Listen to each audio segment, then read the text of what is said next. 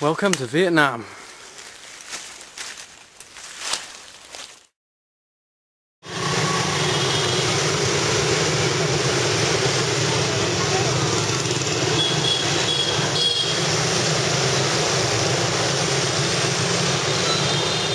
My spirits were instantly lifted when I arrived in Vietnam and met with a new and exciting place with beautiful countryside but very busy streets. It took me quite a while to master my way across.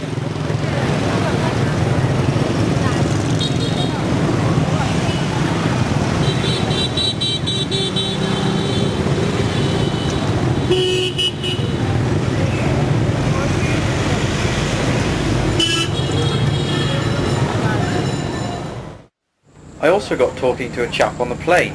His brother-in-law runs a motorbike tour company and was involved when Charlie Borman and the Top Gear crew came through the country. So I plan to give him a shout later on, but first a trip to Ha Long Bay. Nearly 2,000 bizarrely shaped limestone outcrops jut out of the sea at Ha Long Bay. I travelled there on an old oriental junk, but used kayaks to explore the hidden coves and echoing caves.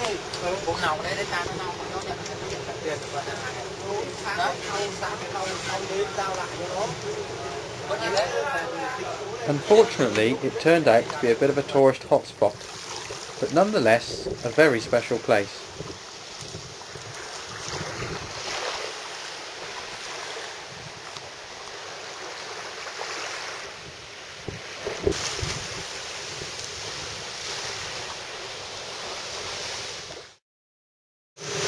Arrived in Hoi now in central Vietnam, but I've managed to catch up with this goddamn typhoon which is in the region.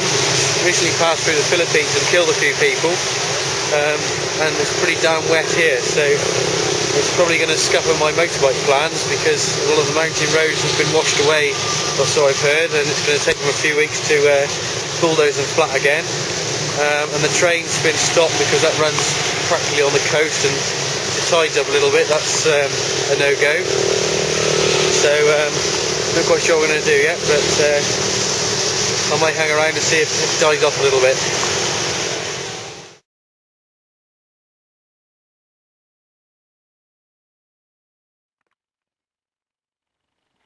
Some say that the Russian Minsk used to be the most popular motorbike in the world.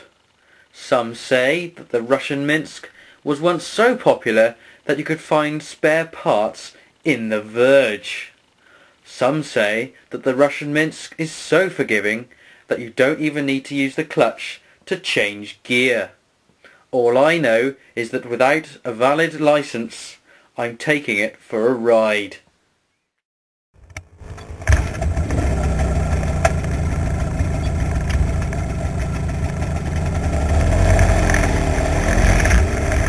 What followed turned out to be the best day of my trip so far, but the roads took a lot of getting used to. The Vietnamese are notorious for pulling out onto a road without even looking, and we soon saw a serious crash site on the road.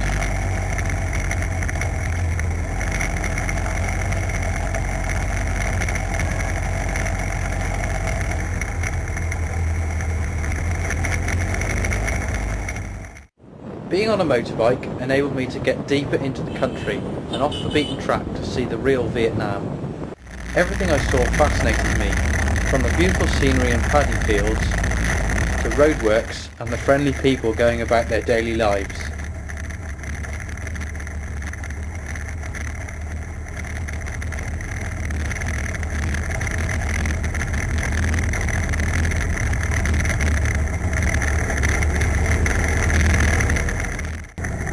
However, some of the river crossings were a little unnerving, including a very shaky floating bridge,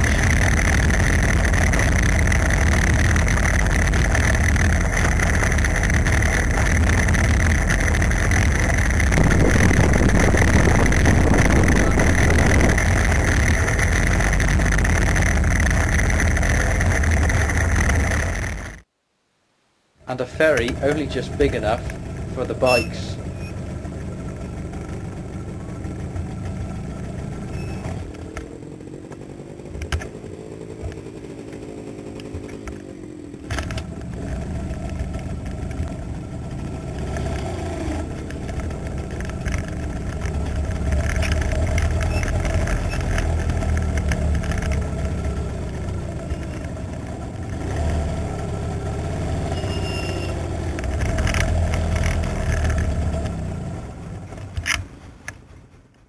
I ended up making some good friends on this journey, and we toured most of Vietnam together on bikes.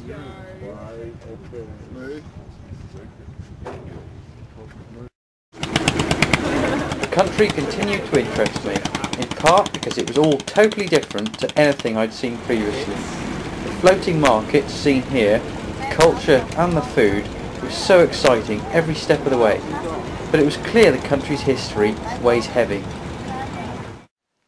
I headed to some old Viet Cong camps at Cu Chi to get a feel for conditions during the Vietnam War.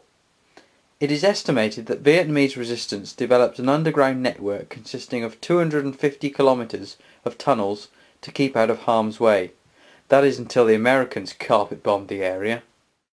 I also had a go with an AK-47, quite possibly the most widely used and popular weapon in the world, despite being invented over 60 years ago.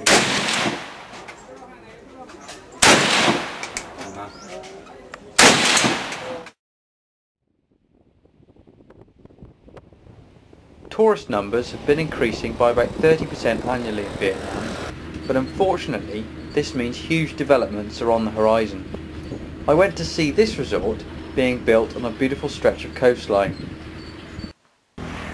Much of the investment is coming from China and Russia, but it seems sad that the sand dunes are being carved up to provide a self-contained holiday park from where the visitors will never be able to appreciate the scenery that once was. One way I've found to find out about what's going on in each country is to buy a local paper, and what's very interesting in Vietnam is that farming features very heavily. We've got an article on the front here about trying to increase the mechanisation in Vietnamese farming from what they're currently saying is about 20% and trying to increase it to 50% within the next few years. And also that Japan has been donating money for fertiliser for using in Vietnam to up production. And in the south of Vietnam, the Mekong Delta is where the main crop growing takes place, and there's a drive to improve quality here. Another article about that.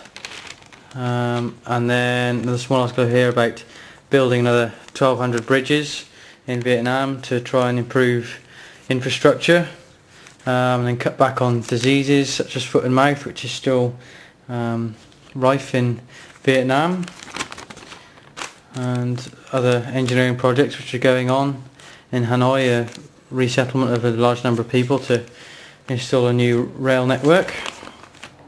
So it's very interesting.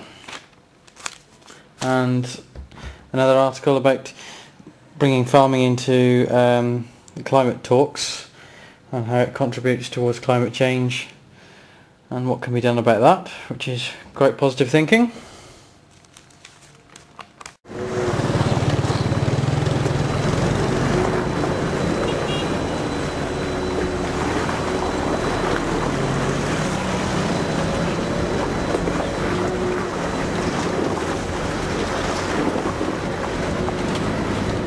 I wanted to take a look up in the mountains, but getting there proved to be the biggest adventure of all. You see, they hadn't even finished building the road when we went along there. It was raw civil engineering at its best, and we often had to clear our own way.